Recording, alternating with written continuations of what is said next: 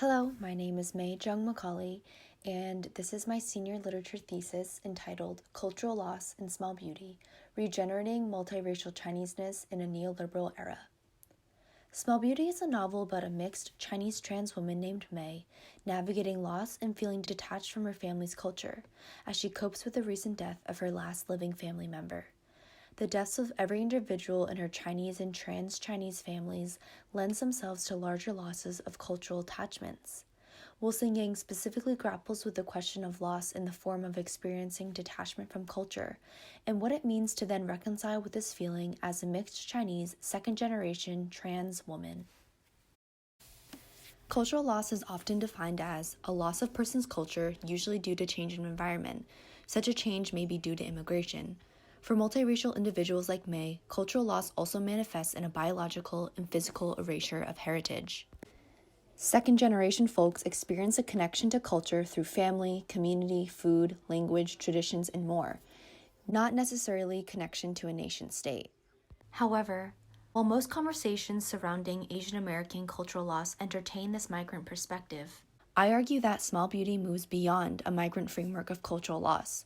Small Beauty articulates May's pain of experiencing detachment from culture as a result of her multiraciality and her connection to Chinese-ness as a second-generation Canadian, which, compared to migration, are very different ways of experiencing cultural loss.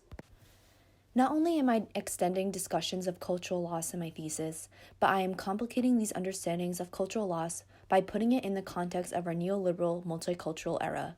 Please feel free to pause this video to learn more. So why discuss cultural loss as it pertains to a neoliberal multicultural era? Small Beauty has the potential to get misinterpreted and appropriated into politics that tokenize racial identity for capital value. Understanding the history on the slides allows us to understand mixed Asian American cultural productions in the context of cultural possession and cultural extraction.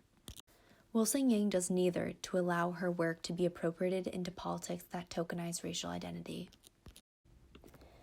This thesis explores the limitations of pre-existing understandings of cultural loss and extends the scholarship to include the loss experienced by multiracial individuals in our current political and economic climate. Analyzing Yang's Small Beauty helps us understand how multiracial Asian American culture productions can use affective structures to address feelings of cultural detachment, while resisting the extraction and commodification of Asian multiraciality for capital and cultural value. Analyzing how Yang regenerates cultural attachment for May can provide a framework for other culture productions to create meaning. Yang reconciliates cultural loss in two forms: content and craft. These are the affective structures that are able to illustrate cultural loss and regenerate Chinese-ness.